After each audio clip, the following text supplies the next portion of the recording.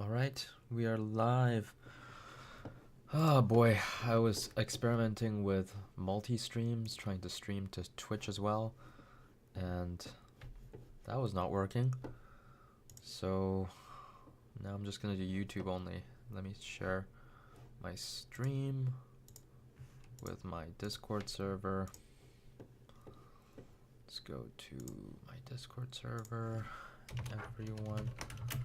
I am going live now to film and edit my latest video.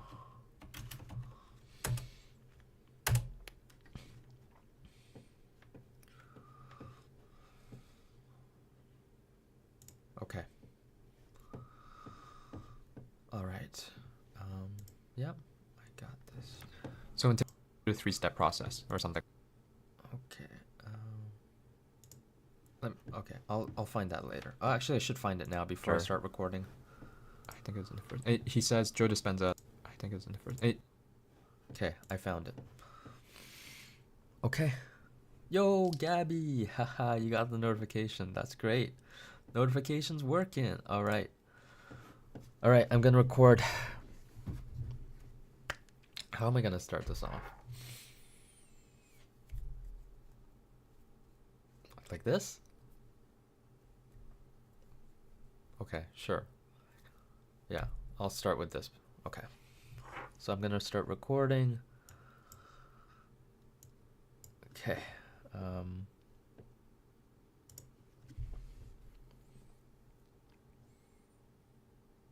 I got my first girlfriend at age 34. When I was younger, I didn't think it would take this long to get my first girlfriend, but let me tell you a bit of backstory of how I came to where I am in this regard. So let's see. In high school, some people start dating then, right? Quite a lot of people start dating in high school. But I was in a small high school in a class of about, the graduating class was 57 people, including myself. So it was a tiny high school.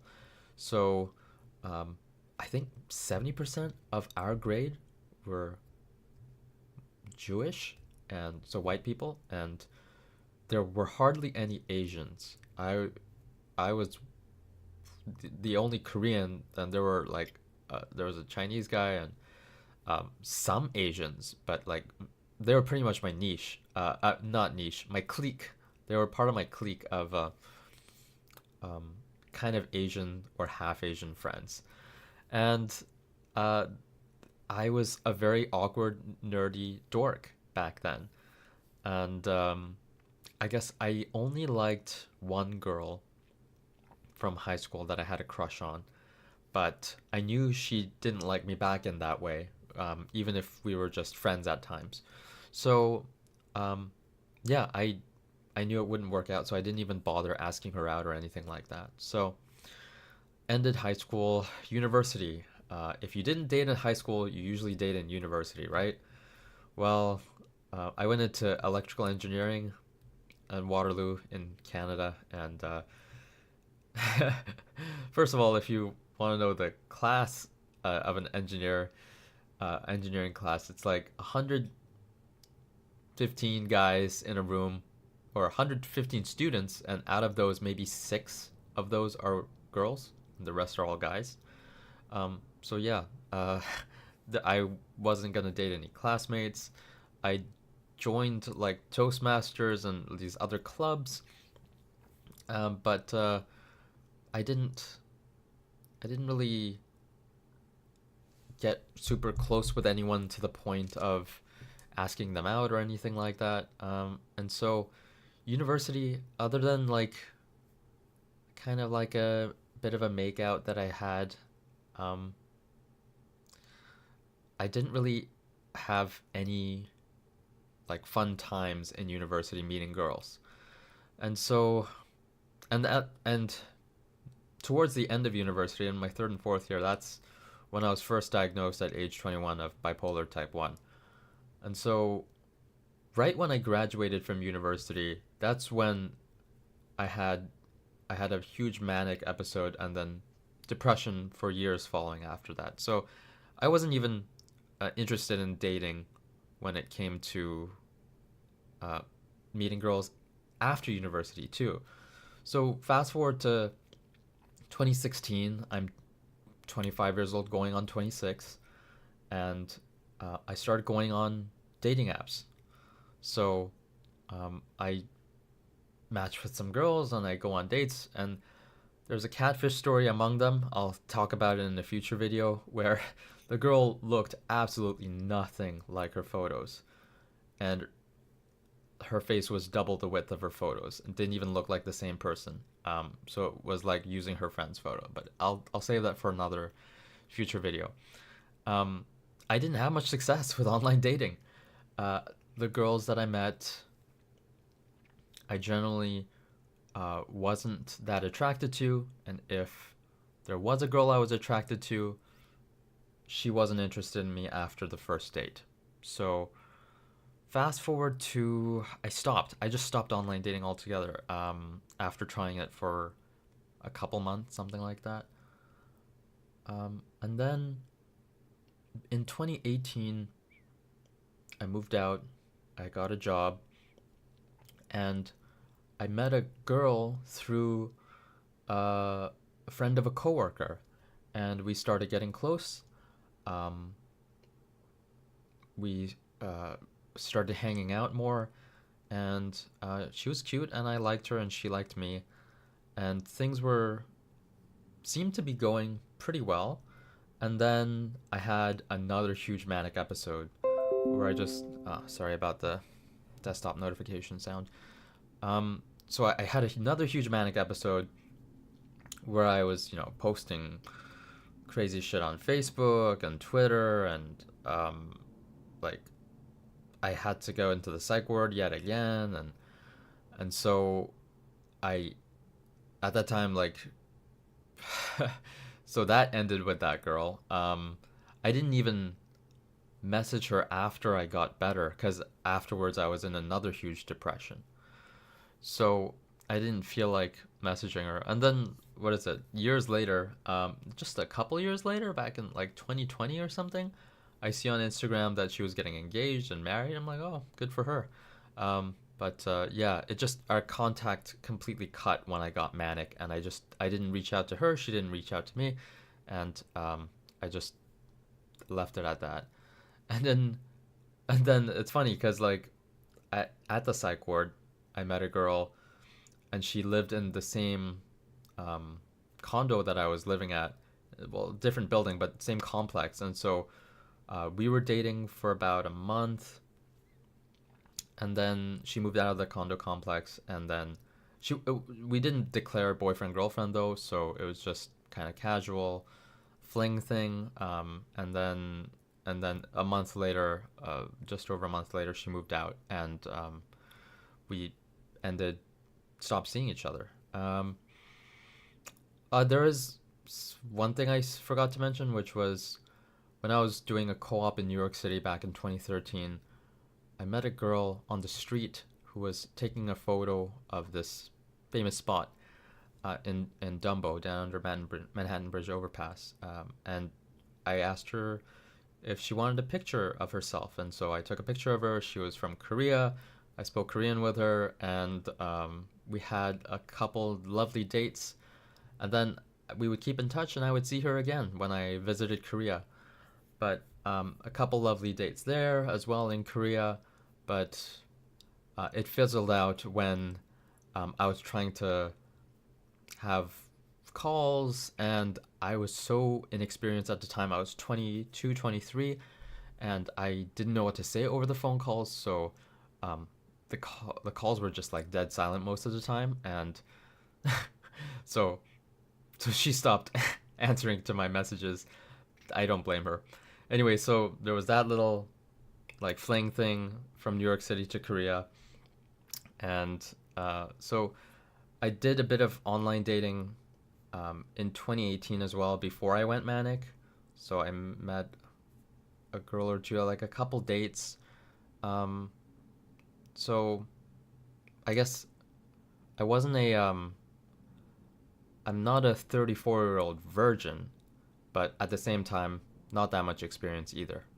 So, um, fast forward to 2020, I tried dating apps again, got some new profile pictures. If you can see my profile picture on YouTube, that is one of the photos from this photos that I took, a photo shoot.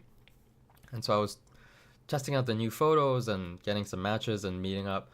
But none of them, online dating, none of them stuck. They were like maybe two dates max, 3 dates max, uh, and then either usually if I was interested, they weren't interested. If they were interested, I wasn't interested, and that so I stopped again. I tried again early 2024 and went on several dates. Talked about that in my daily vlog, but again, if I was interested, they weren't interested.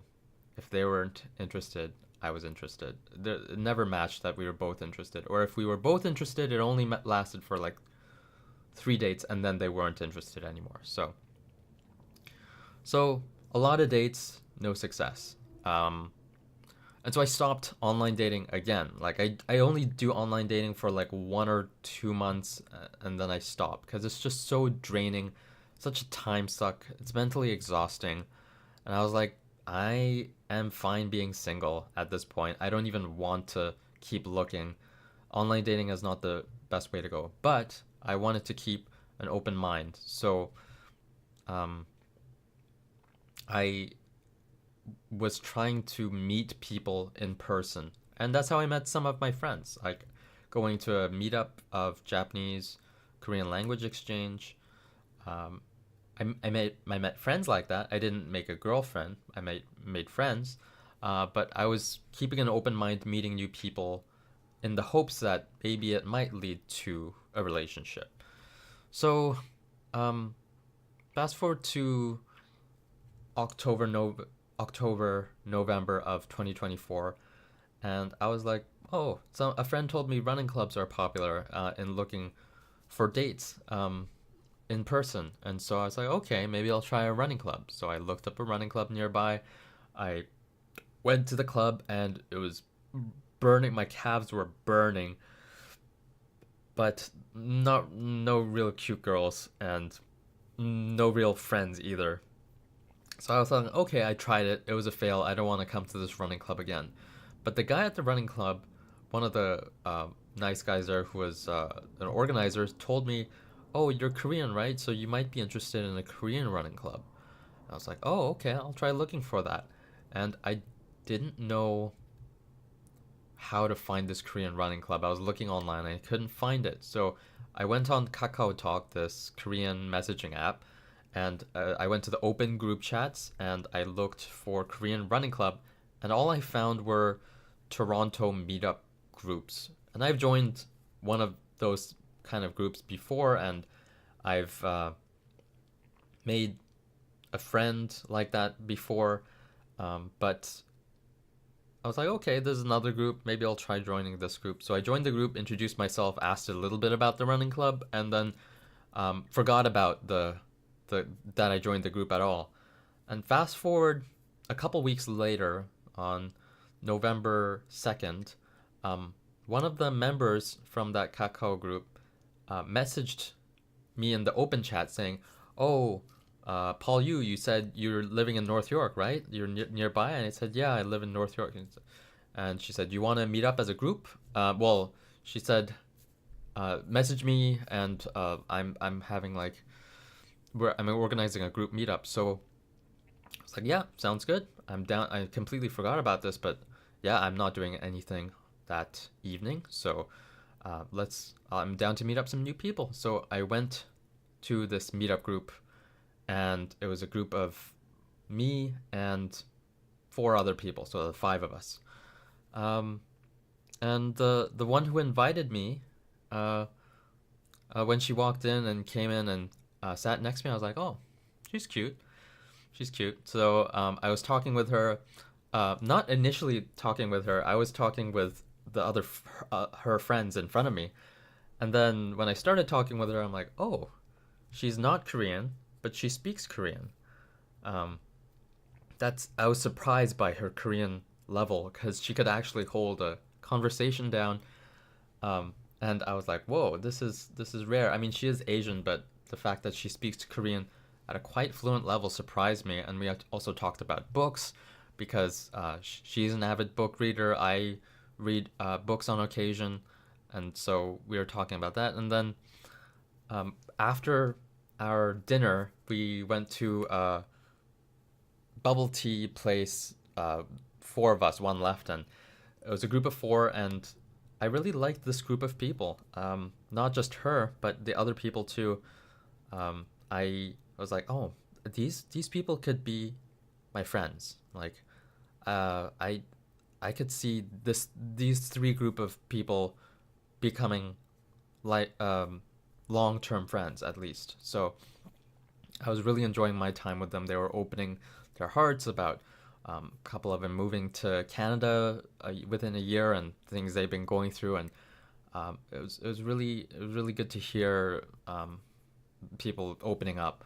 So I bonded with them, and then I started messaging with that girl who sat next to me, and that night we messaged all the way to like 3 a.m. in the morning, past 3 a.m. It was crazy how much we were messaging into the night, and I was like, damn, it's been a oh my god, I can't remember the last time I've stayed up messaging a girl this late. Like I don't think I've ever really had that. It was anyway. So I met up with her and the other one of the other friends that I met that night the next day, and and then we weren't really talking to each other that much because the third friend was doing the most of the talking, but I was gonna drive the girl home because uh, it was kind of a far walk. So I was walking her to the car, and I was like, ah, oh, I better make a move. Ah, oh, they're so scary. I gotta make a move. So I grabbed her hand, put it around my arm, and I said, "Oh, it's so cold." And then we were linking arm in arm, and then I noticed her hand was now not in her pocket, but like hanging around my arm. So I grabbed her hand and was kind of trying to keep it warm. And she didn't pull away. Like she wasn't uncomfortable feeling. I didn't get that vibe. So uh, I was like, oh, at least I made this move, and she's not awkward about it. So I dropped her off. No kiss or kind of awkward hug in the car goodbye, but no kiss or anything like that. And then we met up again, um, and I and as a group, and then and then we started. I started like giving her a long hug goodbye, and then um, a peck on the lips at one point as part of the hug goodbye, and then yeah, we started seeing each other, and and then 2 weeks later, after 2 weeks after we met, in November 16th, yeah. So we met November 2nd, and then November 16th, we were having a date, and um, uh, that's when we said, okay, let's make it official, boyfriend girlfriend. And so November 16th, 2024 is a special date for me, and that's the first day that I ever got a girlfriend at 34 years old. So,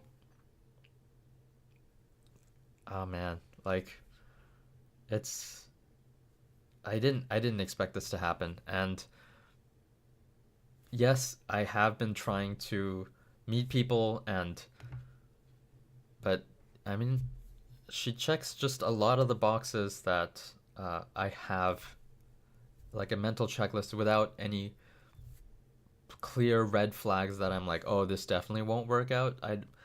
It's just I'm not saying every single box is checked, but a lot of the more important ones are all checked. So I am like of course you can't have every box checked, but like honestly I can't really complain. Everything's going well so far, and I know we're still at the honeymoon stage, but the fact that I got a girlfriend for the first time at age 34, I didn't expect to get into a relationship anytime soon. And let me show you a live stream that I did. When was this? September 3rd of last year, 2024. I was reading a book, and I'll play this clip for you. He says, Joe Dispenza, the author, says, be thankful for something that is yet to happen. I was like, whoa, I never heard that before. I've heard, from Think and Grow Rich, another famous book, which is from the 20s, 1920s, and many other sources, like The Strangest Secret and all these other books. They said, in those books, it said, imagine as if you already have what you want, what you desire. So imagine that you already have everything that you want. And it's really hard to do that. I kind of brushed it off, and I was thinking, well, it's like telling me to feel full even though I feel hungry. That's how I thought of it. But this guy, Joe Dispenza, is saying, feel thankful. Imagine as if you have everything and say thank you for it. Like, feel gratitude. I was like, okay, that's a bit more doable for some reason. First, like, just imagine that you have, like, earning a full-time living doing YouTube. Just, like, imagining that, trying to feel that, and like, oh, thank you. I'm so happy that I've reached this place. And gratitude for something that you've yet to have, yet to achieve. Or, having, being in a loving relationship that I am really happy in, whatever that turns out to look like, just being happy with someone that I'm with. That's another thing where I can be like, I'm happy that I have this person right now. And so I was imagining that. I have yet to get to the latter parts of the book, and so that was September 3rd. And I'm not saying just because of this book that I was reading and then I imagined being thankful for something that I have yet to have, that somehow got me a girlfriend. I'm not saying that, but it's just funny because my girlfriend, she watches like a lot of my videos, like a lot of the past videos, all the current videos that I post. She's a fan and supports me, and she pointed this out, saying, "Oh, look, 2 months before we met, you said, thank you that I have a loving relationship, and then 2 months later I got it." So I was like, "Oh shit, yeah, I didn't even realize I said that." But I'm not saying that was the cause or anything. It was my actions and circumstance and everything, right? Like, I was trying to meet new people. I was putting myself out there. I was even approaching girls that I found attractive as I was walking past them. Of course, I'm so bad at it that none of them led to anything. But yeah, I was putting myself out there, meeting people, even as groups, even as just to make friends. And that meeting, the intention to meet people and make friends led to me and my girlfriend meeting. So yeah, it's funny how the running club led to a different Kakao meetup, and then I met her. But yeah, if you want to not go through dating app hell, which dating app hell is really bad, then try to meet people in person, and maybe you'll stumble into a good friend, or maybe you'll stumble into a girlfriend or boyfriend. So and so one of my goals, which was to meet people, that's kind of fallen off now, because now I'm spending a lot of time with her and I'm not really actively meeting more new people. And there's actually another group to meet a couple new people as part of a group meetup tomorrow, but I'm not going to that. I'm gonna spend time with my girlfriend instead. So I'm my goal of meeting people has kind of fallen off, even though I think it's still a good goal to have. Yeah, so So yeah, I am a 34-year-old and I have my first girlfriend, and um, ah, I I can't complain, man. Like as I say the mantra, thanks for everything. I have no complaint whatsoever.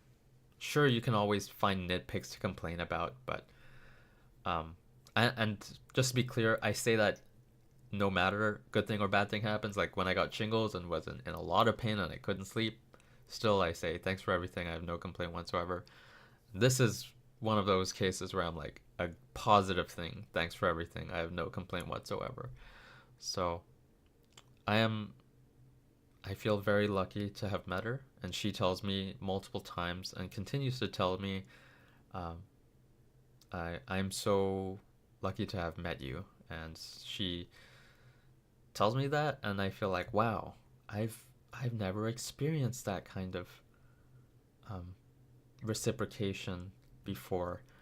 And the fact that I'm an unemployed 34-year-old living with my mom, and like, wow, I didn't expect this to happen. But, anyways, this is dragging on too long. I am recording and live streaming this, so I want to read the chats now. So I'm gonna do that, but let's end. Should I read the chats on recording? Let me see. um, I've never had a girlfriend. Yeah, dude, don't worry. I was like that for 34 years too.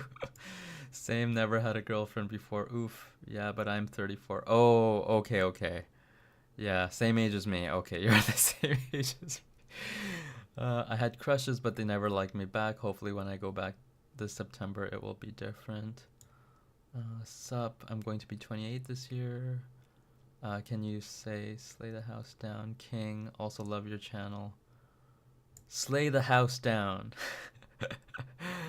uh, what huge news. Oh, Kevin. Wow, Kevin's here. Okay.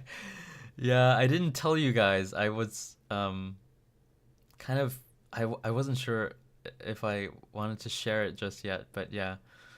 Um that's such a good feeling. That's great. Bro's an absolute Chad now. Jealous hearts. Happy for you, bro. So happy for you. So wonderful when it just happens naturally. You manifested her. Thank God. Oh, this is so sweet.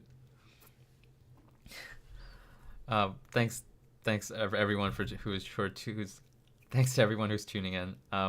Yeah, I've been hiding this for 2 months now, 2.5 months, and um, I wanted to keep my private life private, but at some point, the reason I was partly slacking on my videos, certain days, and for a little stretch at a time, is because I was spending so much time with her. So, yeah, at some point, I did want to come out and let you guys know, um, and yeah, I still value my privacy to a big degree, but yeah, I wanted to share this part, so I will leave you with that, and here comes the pet montage. 1% better every day, baby. Holy shit, that was a long recording. Okay. And Discord notification, yeah, that. Oh, Lewis's. Oh, okay, okay.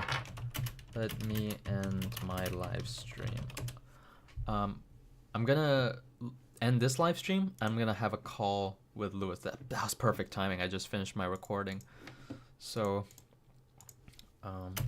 raw GF 34. Okay. I'll do that later. Okay. So, thank you guys for tuning in. And I will start a new stream talking to Lewis. If you're interested in that, join me within the next minute or two. All right. See you guys in that stream or not. Are you live streaming with him?